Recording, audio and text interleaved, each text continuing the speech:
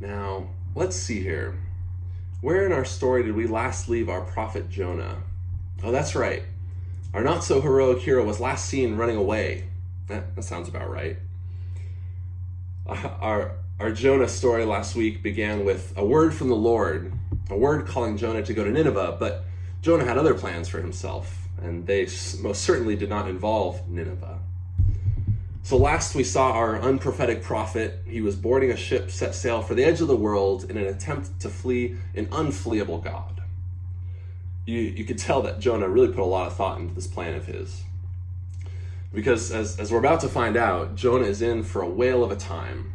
And don't worry, I promise that's the only time I'm going to use that pun in this sermon series, but I had to use it once. But before we jump back into our story together, I want to lay some ground rules for us. Well, they're not really ground rules as much as advice on how to read the story of Jonah and how to get the most out of it. And the first piece of advice is this. It's to not get too caught up in questions and debates of historical accuracy. If you believe the story of Jonah happened exactly as it's written, that's great. If you believe the story of Jonah didn't actually happen but was written to teach a lesson, then that's also great.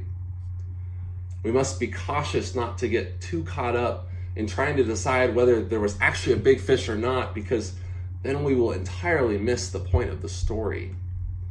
And we might just miss a chance at encountering the living God through this incredible narrative. And so I invite you to let the story draw you in.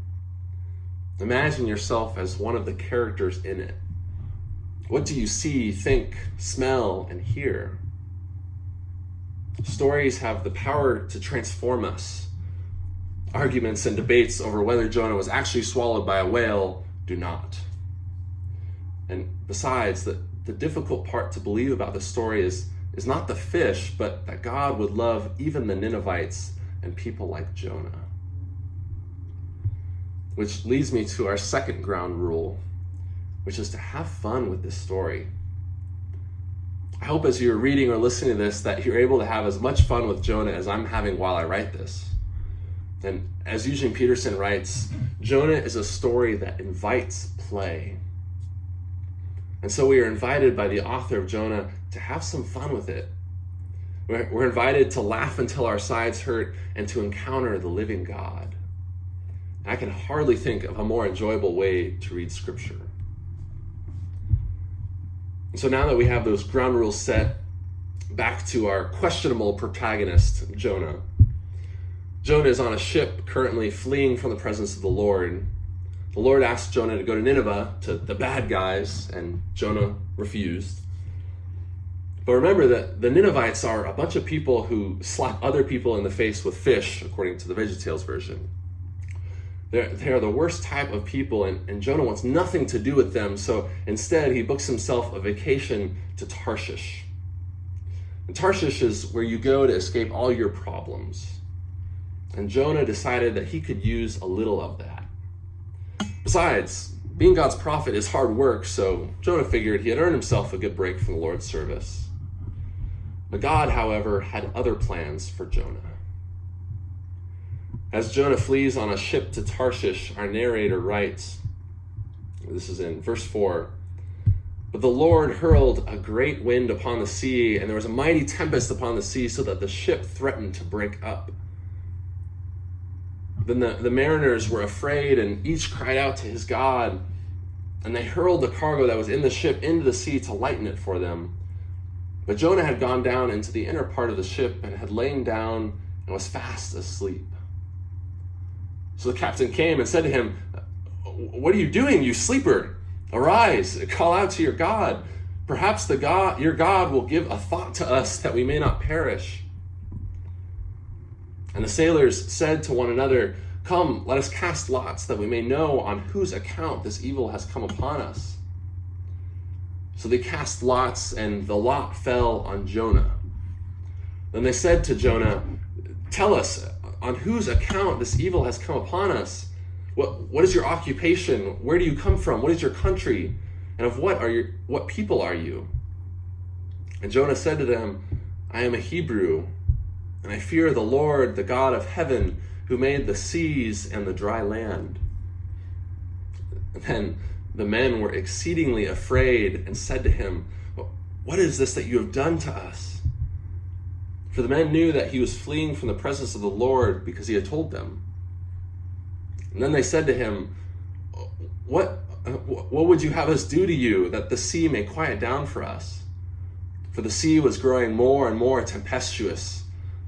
And Jonah said to them, "Pick me up and hurl me into the sea, and then the sea will quiet down for you, for I know it is because of me that this great tempest has come upon you." Nevertheless, the men rowed hard to get back to dry land, but they could not, for the sea grew more and more violent against them. Therefore they called out to the Lord, "O Lord, let us not perish for this man's life, and please lay not on us this innocent blood, for you, O Lord, have done it as it pleased you." So they picked up Jonah and hurled him into the sea, and the sea ceased from its raging. Then the sailors feared the Lord exceedingly, and they offered a sacrifice to the Lord and made vows. And the Lord appointed a great fish to swallow up Jonah, and Jonah was in the belly of the whale, or of the fish, 3 days and 3 nights. The ship that set sail from Joppa to Tarshish is in trouble. We do not know how far from port they got before they encountered this great storm, but all of a sudden now in the open sea, the Lord casts a mighty tempest upon the sea, and their ship is in danger of breaking apart. And in Hebrew, this is really cool, the phrase used to describe the ship being battered by the gathering waves is hishava lahishaver. This phrase literally sounds like the movement of wind and waves. Try saying it aloud with me to see if you can hear the wind and the waves. Hishava lahishaver, hishava lahishaver. Our narrator is pulling out all the stops to immerse us in her story. She invites us to sit upon the ship's deck and hear the sounds of the wind and the waves crashing against the ship.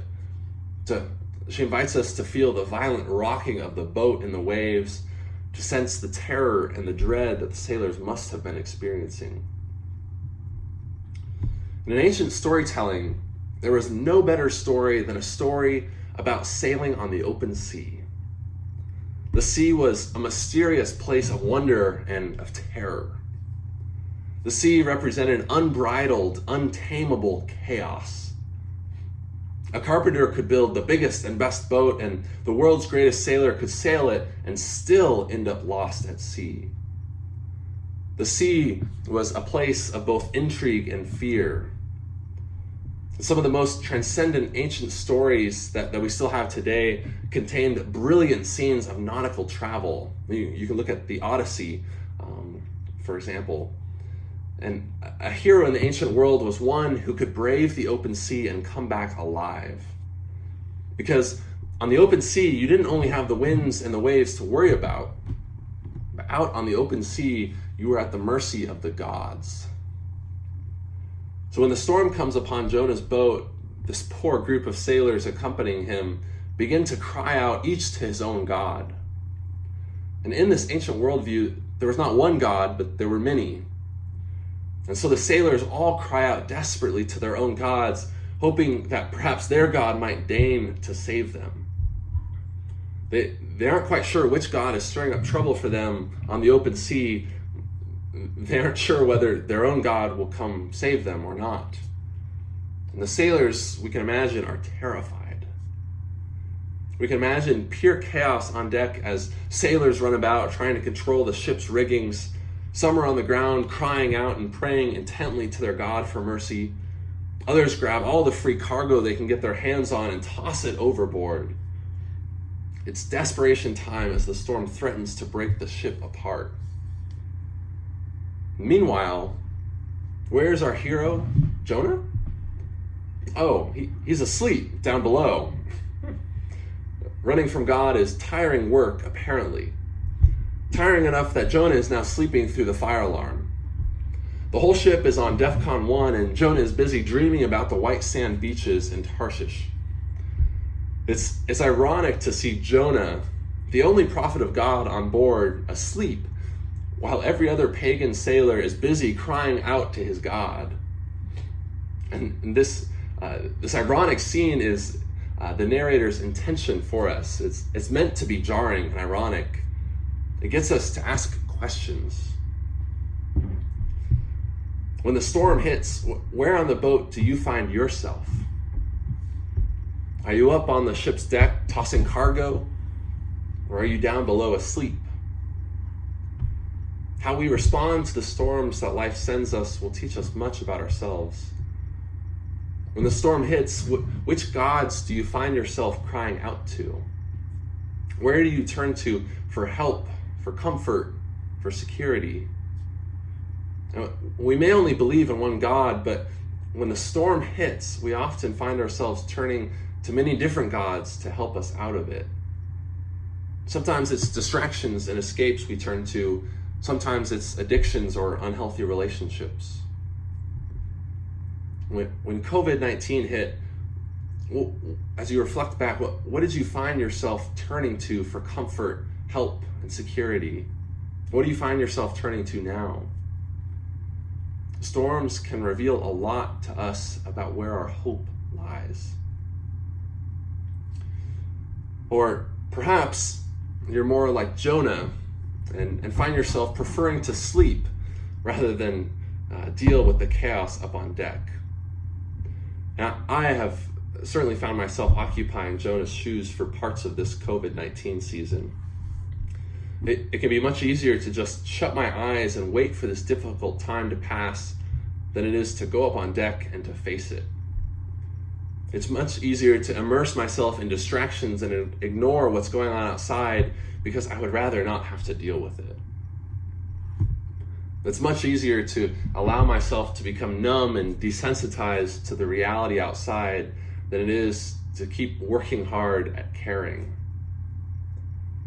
This difficult time that we are living through is a marathon, not a sprint. And like Jonah, I find myself asleep at mile 7. And as Jonah is fast asleep on the ship, the captain finds him and very rudely awakens him. "Up, you sleeper," he says. "How can you be sleeping so soundly? Call upon your God, and perhaps your God will be kind to us and we won't perish." Jonah gets up, but he doesn't call upon his God. He prefers to give God the cold shoulder. He's not very pleased that his vacation to Tarshish is being interrupted. Jonah refuses to call upon God, and the storm continues. And at this point, the sailors are growing even more desperate. So they break out a rousing game of Yahtzee. The loser is the one whose God is angry at them. Well, it wasn't quite Yahtzee. In fact, I'm not sure there's a Hebrew word for Yahtzee. But casting lots wasn't so different from what we know to be the game of Yahtzee. Casting lots was a way in the ancient world to divine an answer to a problem. They would have used sticks or stones with markings on them, would have thrown them on a surface to interpret who the gods were angry with. It was like drawing straws. The one who draws the short straw is the one who is at fault. And Jonah, of course, draws the short straw. And Jonah is not having a very great day. Once the sailors realize that Jonah is the cause of their problems, questions abound. They want to know exactly who this Jonah is and what he could have possibly done to anger his deity. They want to know where he is from, what his occupation is, who his people are, what country he is from. They want to know how many tattoos and piercings he has and whether he crumples or folds his toilet paper. And now that Jonah is effectively cornered, he decides it's time to practice a little virtue. So being honest with his shipmates, he tells them that he is a Hebrew and his God is Yahweh, the God of the heavens, earth, and sea. And not only that, but he is actively fleeing from Yahweh's commands, and now his shipmates have become accomplices. And understandably, these poor sailors are terrified. They've heard of Yahweh, the God of the Israelites. This was the God who had squashed the Egyptians and led an oppressed people to freedom. This was the God who had led the small nation state of Israel to conquer the land of Canaan. This was not a God they wanted to mess with. And here they were, unwittingly aiding and abetting someone who would defy this God. This is not the type of thing you want to learn on the open sea with Yahweh's storm threatening to destroy you. And so even more desperate, the sailors plead with Jonah, "What should we do? Tell us." And we don't know what compels Jonah to do what he does next. We don't know whether it's a genuine act of selflessness or a death wish that compels him to let the sailors toss him overboard. Whatever his motivation, though, we do see a glimmer of hope in this Jonah character. He gives up his life to save his fellow shipmates. For all of his obstinacy, his thick-headedness, his stupidity, he knows why the storm has come, and he chooses to act in such a way to spare those poor sailors. One of the many reasons I love the Jonah story so much is because Jonah is such a complex character. Each time you think that you have him figured out, he surprises you. And despite Jonah's complexity, despite his boneheadedness and idiocy, God is never finished with Jonah. Jonah is anything but a model of faithfulness, yet God never gives up on him. Jonah runs away and God pursues him. And now it seems like Jonah's end has come when he is tossed overboard, but God is still not finished with Jonah. God sends redemption in the form of a big fish to save Jonah from drowning. Talk about a crazy plot twist. And at any point in this story, God could have simply struck Jonah dead and found a different, more obedient prophet to deal with. But God doesn't do that. Yahweh, the God of the heavens, earth, and sea, doesn't operate that way. And we should be glad that God does not operate that way. Because if we're honest, I think we all will find a little bit of Jonah in us. We are all complex, messy, obstinate, boneheaded, and stubborn from time to time, just like Jonah. But God is never finished with us. God never washes God's hands clean and moves on to the next, more obedient person. No. God pursues us, even to Tarshish, the ends of the earth, in an effort to get our attention and guide us back towards a fuller, more redemptive way of living. Sometimes it takes a storm to get our attention. Sometimes it takes getting thrown overboard into the storm. But God will stop at nothing to pursue us and draw us into the folds of his grace. Because the incredible thing is that by the end of chapter 1, though Jonah has been nothing but disobedient, he has somehow made a boatload of converts. In sharp contrast to the disobedient prophet, the pagan sailors become models of piety and faithfulness as they honor God, offer sacrifices, and make vows. God uses Jonah's disobedience as a means of grace for these sailors. How incredible is that? Here we have Jonah, a messy, whiny, lying, cowardly, obstinate, lazy man who is, for reasons beyond our comprehension, called to be God's prophet. He is called to be a messenger, a vessel for God's love and grace to the nations. And Jonah actively resists this call, and yet God's love and grace still becomes known to some sailors who never would have encountered Jonah had it not been for his disobedience. If God can work through someone like Jonah, then God can surely work through someone like you and me, no matter how messy, no matter how imperfect we may be. We are never beyond redemption. We are never beyond grace. God pursues us to the ends of the earth, and this is indeed amazing grace. Amen.